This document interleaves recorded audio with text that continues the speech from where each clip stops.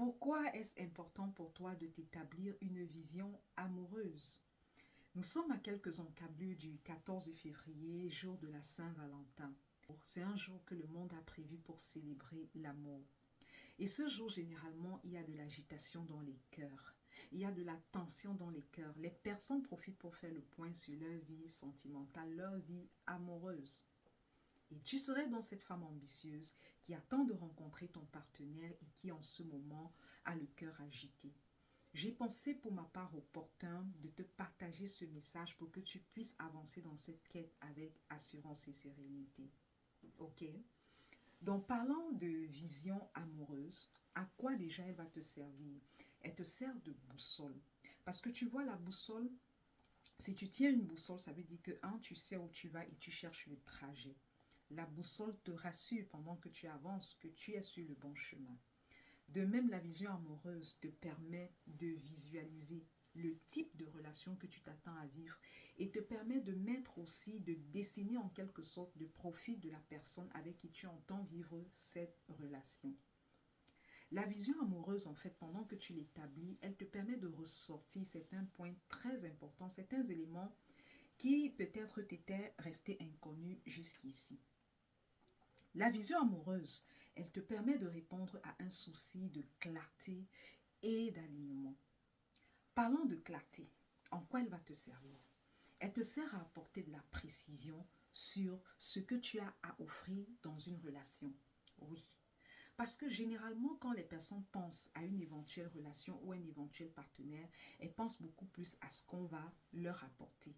Mais elles ne pensent pas, elles ne s'attardent pas également sur ce point qui reste important, ce qu'elles vont apporter, leur contribution. Parce que dis-toi généralement, ce que tu prends en retour dans la relation, la tournure que la relation prend, ça dépend de l'investissement des deux partenaires. Alors, je m'adresse à une personne, tu devrais faire ta part. L'autre partenaire aussi peut-être serait en train de m'écouter. D'accord? Regarde un peu une relation où les deux personnes viennent et ont des attentes. Elles n'ont que des attentes. À un moment donné, le cœur va commencer à se nourrir d'insatisfaction parce qu'on est seulement en train d'attendre de l'autre, mais sans penser à ce qu'on va offrir. Et tu vois, quand tu schématises, quand tu mets une représentation sur tes attentes, ça te permet aussi d'avancer avec sérénité et d'être intentionnel sur ce que tu as à offrir, sur les actes que tu poses. D'accord? La deuxième chose, elle te permet de mettre de la précision, d'apporter de la précision sur tes besoins et sur tes attentes. Parfois, on entre en relation, on ne sait pas ce qu'on attend de la relation. On vient simplement là et on ne peut pas dire exactement ce dont on a besoin. On n'arrive pas à communiquer de manière précise dans la relation. Ça, c'est un problème. Je t'ai dit que la vision amoureuse te permettait également de répondre à un souci d'alignement. Alors, voilà ce qu'elle va faire, c'est qu'elle va te guider dans ton choix. Elle va te permettre de choisir une personne qui est alignée avec tes valeurs. Une personne qui va te permettre de vivre une relation où tu te sens être toi-même, où tu te sens exprimer de l'authenticité. Ok? Parce que lorsque tu n'es pas authentique dans une relation, tu commences à vivre de l'aliénation. Et quand tu es aliéné, tu vis seulement pour l'autre. C'est comme si on t'a placé dans une scène de théâtre et tu es en train de jouer un rôle. Personne n'a envie de vivre sa vie au brouillon. Je pense que tu veux rester toi-même. Ok? Et de l'autre côté, toujours parlant d'alignement, la vision amoureuse en fait te permet de ne pas perdre ton temps dans les relations de complaisance. De l'autre côté, la vision amoureuse te permet de te rassurer du type de relation que tu es en train de vivre. Parce que parfois, tu vis une relation qui n'est pas alignée avec ton profond désir. Il y a des personnes qui se sont retrouvées dans des relations toxiques sans même pouvoir se rendre compte. C'est quand les choses ont tellement avancé qu'elles se sont rendues compte qu'elles étaient dans une relation toxique.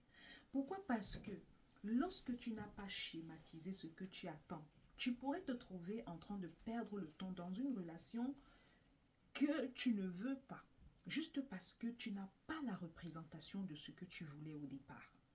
Ok? Et de l'autre côté, il faut éviter le piège de rester dans une relation de complaisance. Ça te perd le temps. Je vais finir en te partageant ceci. Regarde la manière dont les personnes avec qui tu as cheminé dans la vie ou bien les personnes avec qui tu sens une réelle connexion. Comment est-ce que vos relations se sont formées? Est-ce que tu te souviens un jour qu'une de ces personnes est venue vers toi et t'a dit « Je souhaite qu'on soit amis, je souhaite qu'on marche ensemble ». Non. Ces personnes ont tout simplement été attirées vers toi. Et tu te sens à l'aise aussi d'être avec elles. C'est pareil pour le partenaire de destinée. J'espère que ce que je t'ai partagé t'a édifié.